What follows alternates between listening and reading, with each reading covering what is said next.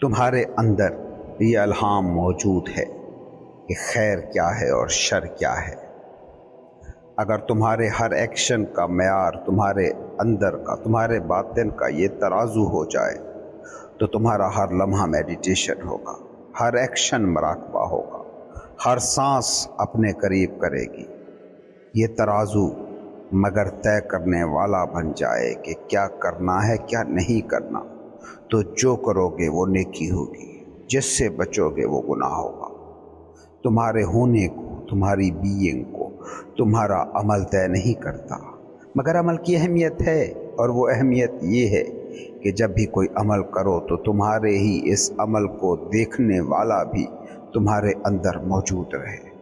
عمل تمہارے جسم اور تھاٹس کا ایکٹ ہے، اور جو اس عمل کو دیکھ رہا ہے وہ تمہاری بینگ ہے۔ عمل رہ جائے اور تھاٹس رہ جائیں لیکن ان کو دیکھنے والا نہ بچے تو یہ ہے انائی زندگی، وہی زندگی جو آج انسان جی رہا ہے۔ بس دھیان رکھنا ہے کہ تمہارے عمل کے پیچھے تمہارے اندر دیکھنے والی یہ روح کہیں کھو نہ جائے۔ جب یہ دیکھنے والا، جب یہ روح تمہارے عمل اور تھاٹس میں چھپ جاتی ہے تو تمہارا ہر ایکشن باہر سے جڑ جائے گا، تمہارا ہر ایکشن تمہیں باہر لے کر جائے گا۔ اب تمہارا ہر ایکشن گناہ ہے۔ اگر اندر موجود تمہاری بینگ مدہوش ہے تو تمہارا ہر عمل تمہیں اور گہری انا کی دلدل میں اتارے گا، چاہے یہ عمل کسی مقدس جگہ پر ہی کیوں نہ ہو رہا ہو، چاہے یہ عمل تمہاری سخاوتیں، عبادتیں ہی کیوں نہ ہو۔ یاد رکھنا، جب باطن کا یہ ترازو، یہ تمہارے اندر بیٹھا دیکھنے والا کھو گیا تو تمہارا پھر ہر ایکشن بندھن ہے۔ اگر یہ دیکھنے والا تمہارے اندر بیدار ہے تو ایکشن تمہیں باندھے گا نہیں، بلکہ ایک سادہ سا ایکٹ رہ جائے گا، تمہاری روح کی بیداری میں اور معاون بنے گا۔ یہ ہے وہ صورت، یہ ہے وہ سٹیٹ، حالت جب ہر ایکشن نیکی بن جاتی ہے، کیونکہ ہر ایکشن تمہارے اندر موجود خدائی مقام کو، ڈیوائن پوائنٹ کو اور مضبوط کرتا جاتا ہے، تمہیں ہلکا پھلکا انلائٹن کرتا جاتا ہے۔ جسے تم روحانی بیداری کہتے ہو وہ اور کچھ نہیں، وہ اسی آبزرور، اسی مشاہدہ کار کے بیدار ہونے کا نام ہے۔ یہی تمہارا باطنی ترازو بھی ہے۔ یہ جو صوفی کہتا ہے کہ جو دم غافل سو دم کافر، یہ غفلت کیا ہے؟ یہ غفلت یہ ہے کہ تمہارا دماغ سوچے جا رہا ہے، جس میں ایکشن کیے جا رہا ہے، مگر اندر جو آبزرور ہے، جو کانشیسنس ہے، وہ تمہارے افعال کا، اعمال کا، سوچوں کا نگران نہیں ہے، دیکھنے والا نہیں ہے۔ ہر ایکشن نیکی، ثواب، خیر ہے اگر تمہارے باطن کا دیا روشن ہے۔ بدی، برائی، گناہ اندھیرا ہے۔ اندھیرا چراغ کی موجودگی میں ہو ہی کیسے سکتا ہے؟ ایکشن میں یا تھاٹ میں کوئی اپنی طاقت نہیں ہوتی، طاقت اسے تب ملتی ہے جب باطن کا دیا بجھ جاتا ہے اور تم اپنے ایکشن اور اپنے تھاٹس کے ساتھ آئیڈینٹیفائی کر جاتے ہو۔ اب تمہاری انا کا تم پر غلبہ ہے۔ اب تم صرف جسم ہو یا صرف دماغ ہو، اب تم دماغ کی سنویت زدہ دنیا، ڈوئل ورڈ سے جڑ گئے۔ اب تمہارا ہر ایکشن تمہاری اسی انا کو طاقت دینے والا ہوگا، انا کہ جو تمہارا فیک سیلف ہے، تم بس وہی جھوٹا سیلف رہ جاتے ہو۔ چراغ بجھ جائے تو صرف اندھیرا رہ جاتا ہے۔ یہ جسے تم گناہ کہتے ہو، اس کا ایک بہت ہی اہم پہلو ہے، اسے سمجھنا بہت ضروری ہے۔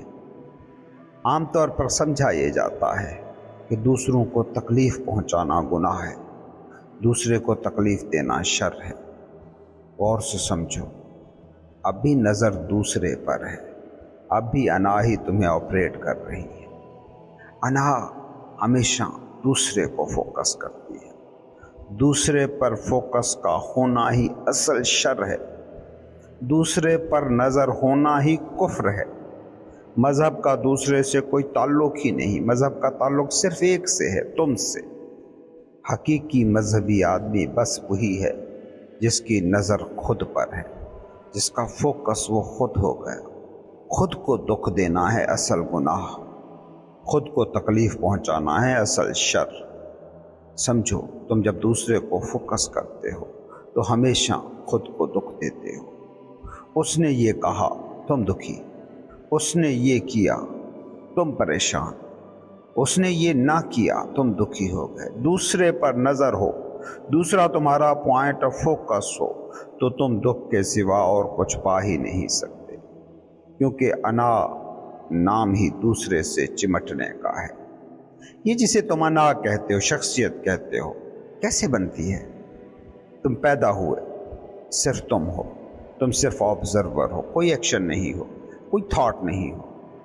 پھر تمہیں سکھانا شروع کیا جاتا ہے، بتانا شروع کیا جاتا ہے، تمہیں دوسرے کے بارے میں بتانا شروع کیا جاتا ہے، دوسرے سے جوڑنا شروع کیا جاتا ہے۔ دوسرے ہی تمہیں ایک نام دیتے ہیں، اس سے تمہیں جوڑنے کی کوشش کرتے ہیں۔ پھر ایک وقت آتا ہے جب تم اسی نام کو تم کہنا شروع ہو جاتے ہو۔ دوسرے تمہیں اخلاق سکھاتے ہیں، معاشرہ اپنی ضروریات تمہیں بتاتا ہے اور ان ضروریات کے مطابق تمہیں ڈھالتا ہے۔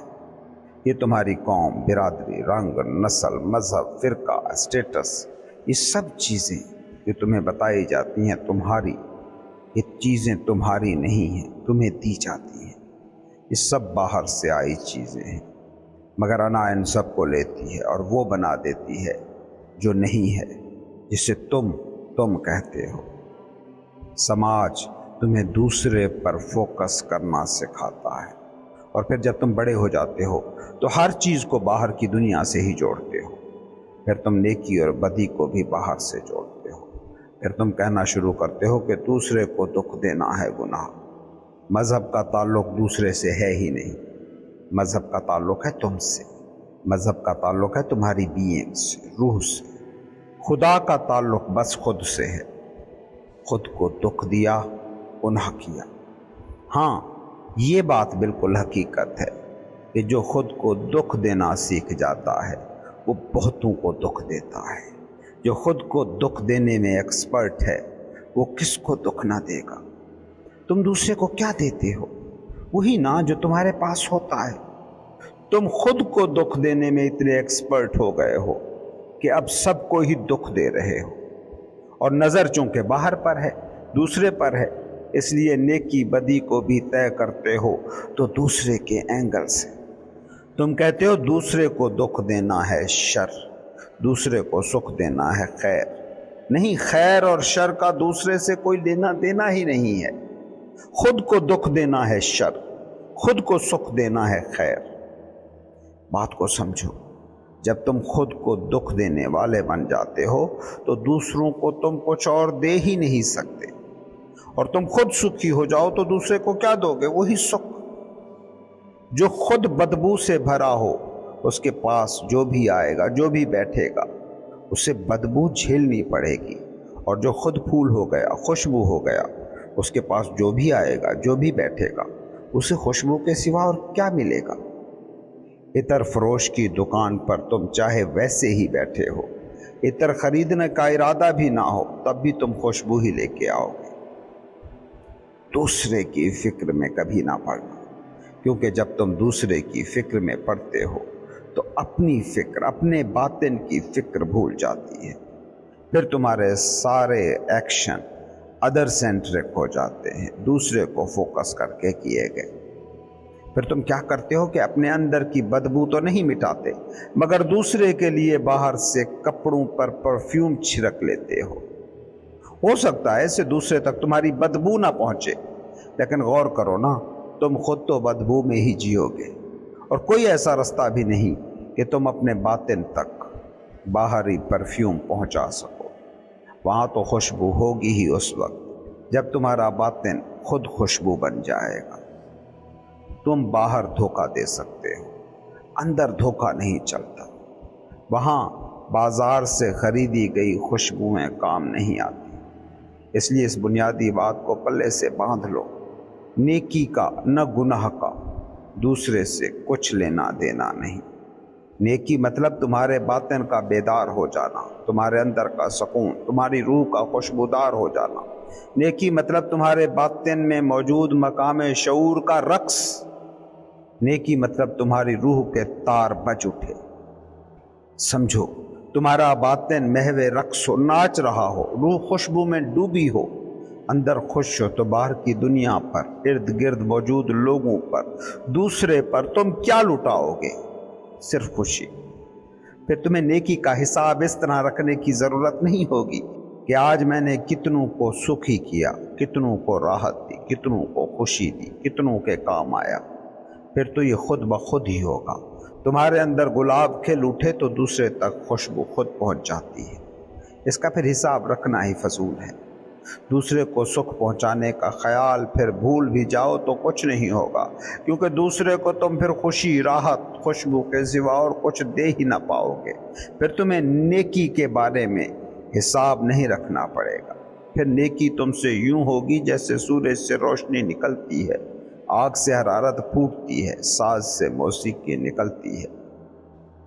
اصل نیکی وہ اگر تم سے ہو گئی، تم اگر اپنے اندر سے جڑ گئے، باطن کے ترازو کو پا لیا، روح کے آشنا ہو گئے، روحانی بیدار ہو گئے، تمہارے اندر موجود دیکھنے والا زندہ ہو گیا، تو یوں سمجھو یہ ایک بدن ہے اور تمہارے ایکشن اس بدن کا سایہ، تمہاری سوچیں اس بدن کا سایہ۔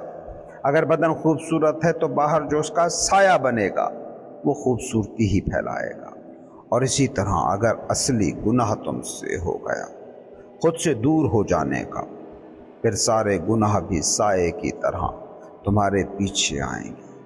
پھر تم دوسرے کو خوش کرنے بھی جاؤ گے تو دکھی کر کے آؤ گے۔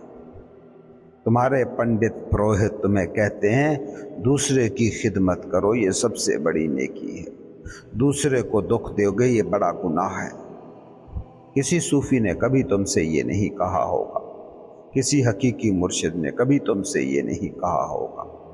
انہوں نے جب بھی کہا ہوگا ایک ہی بات کہی ہوگی، ایسا ہر عمل شر ہے جو تمہیں دکھ دے، تمہیں پچھتاوے سے بھرے، جسے کر کے تم گلٹ میں لتھڑے رہو، جسے کر کے تم چاہو کہ کاش یہ کیا ان کیا ہو جائے، جسے کر کے تم پھر کبھی چین نہ پا سکو، جس کا کانٹا تمہارے دل میں گڑ جائے۔ چاہے ایسا عمل کرتے وقت پتہ نہ چلے، کیونکہ تم کرنے کی دھن میں رہنے والے لوگ، بعد میں پتہ چلے۔ ہو سکتا ہے ایسا عمل کرتے وقت پتہ نہ چلے، کیونکہ کرتے وقت تمہارا عمل بیج کی طرح ہوتا ہے، اس پر کیسے پھل پھول لگیں گے یہ تو تب ہی پتہ چلے گا جب یہ بیج پھولے گا، پھلے گا۔ کچھ وقت لگتا ہے بیج سے درخت ہونے میں، تب تمہیں کانٹے چبھیں گے۔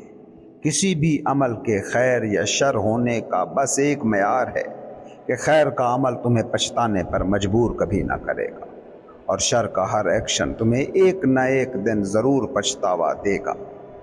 جس عمل کے بارے میں بعد میں یہ چاہنے لگو کہ کاش یہ کام نہ کیا ہوتا، جان جانا وہ عمل گناہ تھا۔ گناہ کا لازمی نتیجہ بس ایک ہے، پچھتاوا۔